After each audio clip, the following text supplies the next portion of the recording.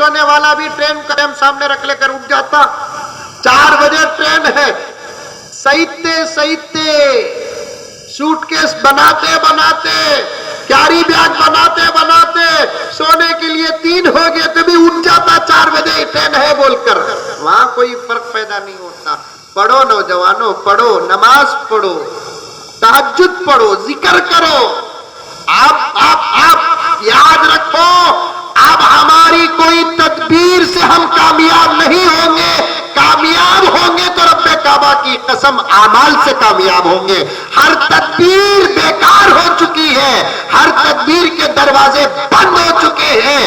اور آج اس کو یہ کہنے کی اجازت دو, نہ سیاسی میدان سے آپ منزل تک پہنچ سکتے ہیں, نہ تدبیر سے آپ منزل تک پہنچ سکتے ہیں. یہ وقت بڑا نازک ہے. اب اگر کامیاب ہو سکتے ہیں, اعمال سے کامیاب ہو سکتے ہیں.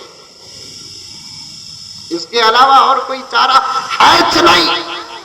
اگر ہے کوئی آپ کے پاس میتھڈ ہے, کوئی آپ کے پاس لاہی عمل ہے جو منزل مقصود تک ہم پہنچ سکتے ہیں, جہاں پہنچ کر ہمارا ٹینشن ختم, ہمارے پریشانی ختم اور ہم کو سکون مل سکتا ہے, تو خدا را وہ لاہی عمل ہمارے سامنے پیش کرو.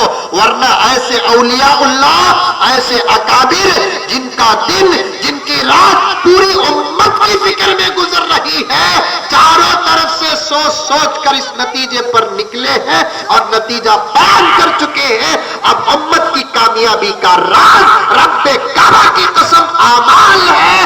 اعمال کے علاوہ اور کوئی راز نہیں.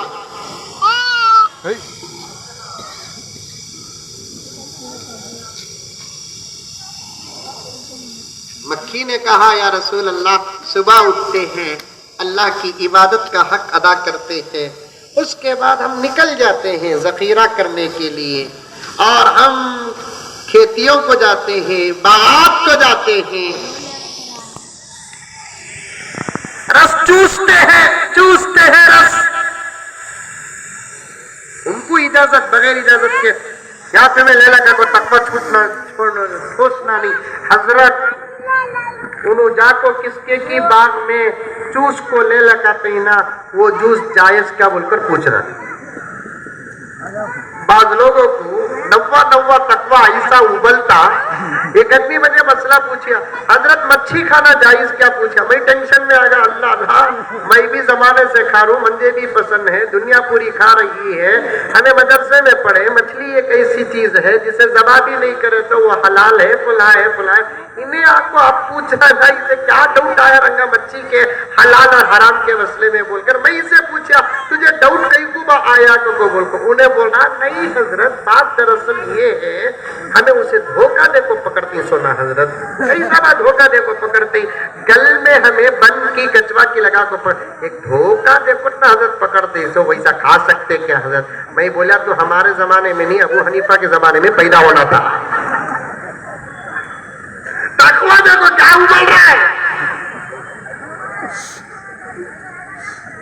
ان کو اجازت, وہ پرندے اتنا چوستے, جا کر چوستے یا رسول اللہ, ہم غلیظ چیز کو جا کر بیٹھتے نہیں, وہاں سے کوئی چیز چوستے نہیں, ہم پاکیزہ چیزوں میں جا کر چوستے ہیں.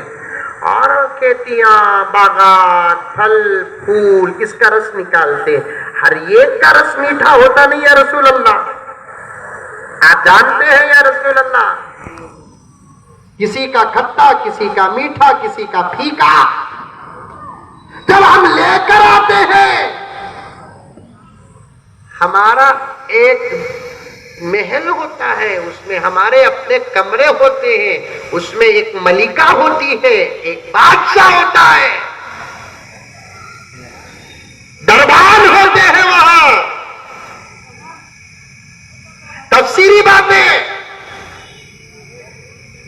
ہم جیسے ہی رس لے کر, جوس لے کر جاتے ہیں تو دربان ہمارے رس اور جوس کو ٹیسٹ کرتے ہیں, ٹیسٹ. یہ تک معلوم ہو جاتا ہے ان کو کہ ہم پاکیزہ چیز میں بیٹھ کر آئے کہ گندی چیز میں بیٹھ کر آئے. پہلے سے ہمارے اوپر قانون دستور, ہم کسی گندی چیز میں نہ بیٹھے, پھر بھی ہم قانون اگر ہوتے ہیں تو ہم کو مہلت تک نہیں ملتی، وہ دربان ہم کو ڈنک مار کے مار دیتے ہیں۔ یا رسول اللہ وہ چھتے شہد کے چھتے کے نیچے جو مری ہوئی مکھیاں ملتی نا، وہ گندی چیز میں بیٹھ کر آنے کی سزا پا کر مرتے ہیں۔ جب ہمارا جوس، ہمارا رس ٹیسٹ ہو جاتا ہے، اندر جانے کا پرمیشن مل جاتا ہے اور ہمارے اپنے کمرے میں رکھنے کی اجازت مل جاتی ہے، ہم جا کر رکھتے ہیں۔ یا رسول اللہ وہ کھٹا، وہ پھیکا، وہ سادہ میٹھا رہتا ہے، ہمارے رکھ کر نکلنے کے بعد ہمارے اس محل کی ملکہ اور اس محل کا بادشاہ رب کعبہ کی قسم یا رسول اللہ ہمارے اس اپنے کمرے میں رکھے ہوئے جوس کے پاس جا کر آپ پر درود پڑھتے ہیں تو وہ سادہ سیدھا جوس شہد بن جاتا ہے۔ سبحان اللہ۔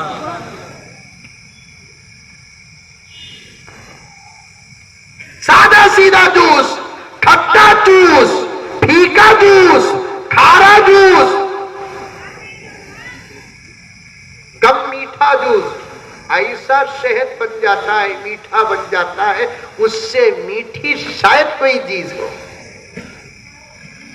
درود تو ہر مخلوق پڑھتی ہے، لیکن افسوس کہ اب تک امت کا ایک بہت بڑا حصہ درود سے دور، اور جن کو درود پڑھنا آتا ہے وہ صحیح درود نہیں پڑھتے۔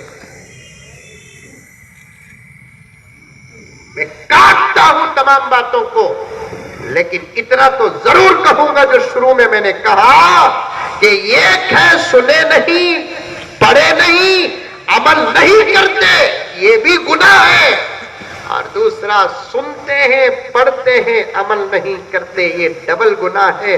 اتنا بڑا مجمع ہے، تقریباً شریعت سب جانتے ہیں، سنت سب جانتے ہیں، محبت سب جانتے ہیں، حلال سب جانتے ہیں، عمل نہیں کرتے۔